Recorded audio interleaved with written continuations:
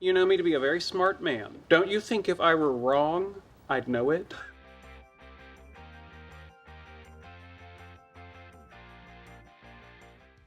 Number 10. Moving to Bozeman, Montana. After the guy's apartment is broken into, Sheldon goes into overdrive trying to make his home feel safe again. But after the high-tech security system Howard installs turns on him, he decides there's nothing left to do but leave Pasadena. Our apartment was broken into, our security system tried to kill me, and as a result, I'm leaving Pasadena forever. Tell me how that's overreacting. After a thorough process of elimination, he settles on Bozeman, Montana, believing he'll be much safer there. And hey, a bit of cold weather is a small price to pay to live among the friendly Bozites on the safe streets of Bozeman, right? Help you with your bag, sir? Oh, thank you, fellow Bozite. May I say, you are the living embodiment of all the promises made by our lovely town's Chamber of Commerce. Wrong. Sheldon doesn't exactly get the warm welcome he had hoped for. In fact, he gets robbed before he can even leave the station. One ticket back to Pasadena, please. One ticket to Pasadena, California. Number 9. Losing at game night. While choosing teams for game night, Sheldon confidently declares, I guess any team that I'm not on has a decided disadvantage. However, throughout the evening, we learn that the opposite is actually true. Sheldon's unique way of thinking has a tendency to put his team at a disadvantage. This is perhaps most evident when they play Pictionary. And well, if you could figure out Sheldon's clues, we applaud you. He's not much better at guessing either. Does quark glue on plasma really look like a chocolate chip cookie? Nothing with quarks. It's an observational rebuttal of the Lambda CDM model of the universe. No. It's a chocolate chip cookie, yes! Arguably though, his most humiliating loss comes when he fails to differentiate between a capital P and a small one. At least he accepts defeat gracefully. Well, what are friends for if it's not to share the blame? See? Small p. Ah. So it is. I guess we both share blame on this one. Number 8. Sheldon and Howard's cricket bet. In this episode, Sheldon and Howard make a bet over what kind of cricket they can hear in the apartment. Tell you what, I'm willing to bet anything that's an ordinary field cricket. I can't take your money. What's the matter, you chicken? The pair go to great lengths to find the mysterious insect, including sending Sheldon down the vacant elevator shaft. When even an encyclopedia of cricket species can't solve the argument, they turn to an expert.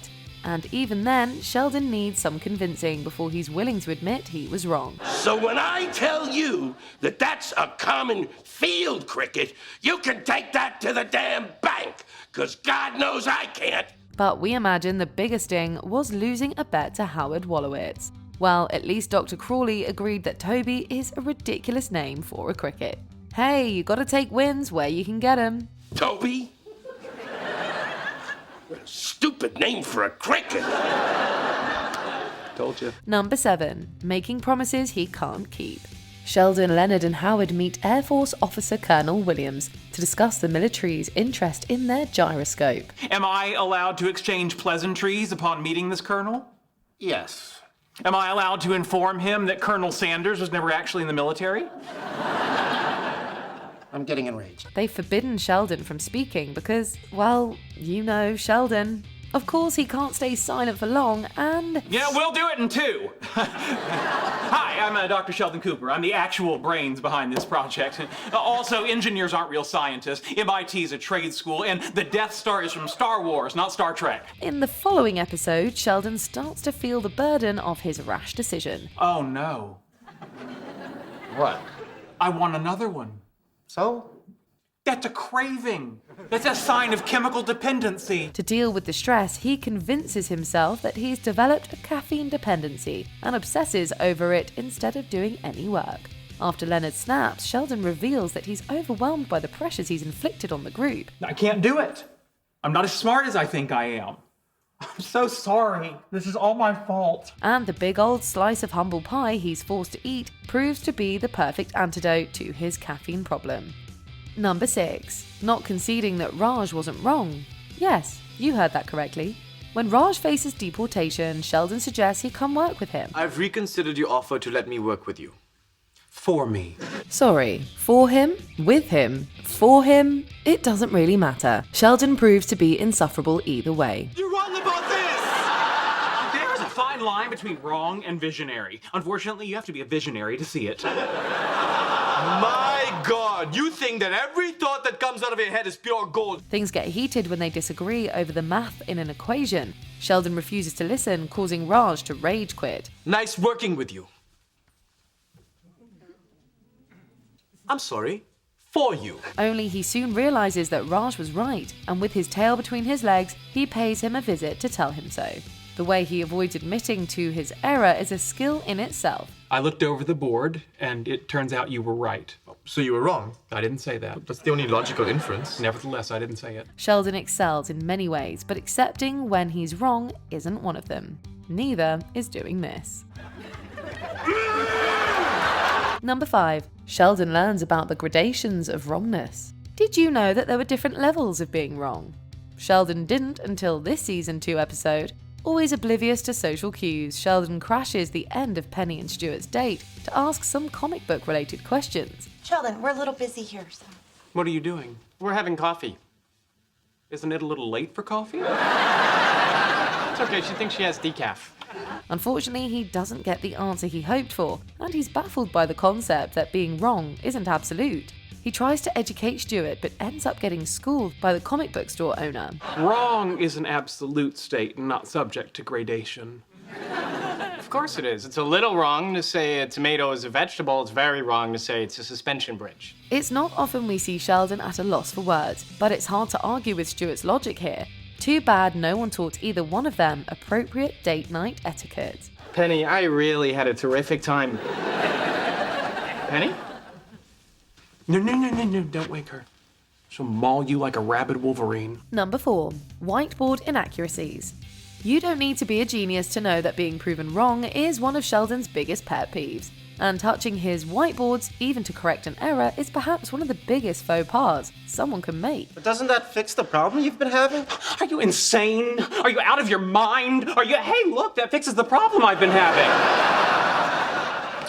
You're welcome. Leslie Winkle learns this quickly when Sheldon freaks out after she fixes one of his equations. Sure, her input helped him overcome a roadblock, but that's not the point.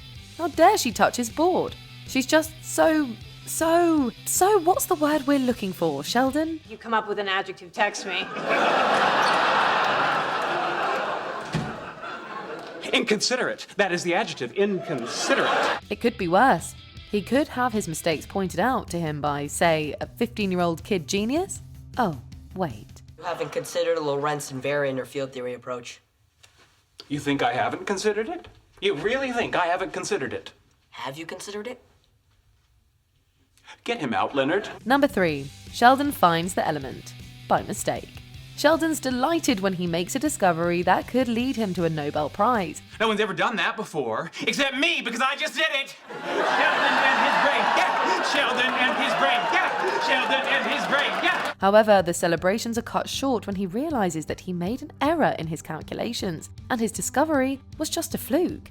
Now, most of us might be thrilled to learn we'd stumbled upon such a happy accident, but most of us aren't Sheldon Cooper. My calculations were wrong. There must be some resonance between the elements I didn't know about. So you just got lucky? Sheldon Cooper does not get lucky. He's primarily upset that his victory is based on luck rather than intellect. So you'd think that Leonard disproving the element would come as a happy news, but you'd be wrong. Turns out the only thing worse than Sheldon proving himself wrong is literally anyone else proving him wrong. I can't believe it. Oh, you're welcome. You robbed me of my greatest achievement. What? I'm back down to 9 friends. Number 2, presenting a boo-boo to Stephen Hawking.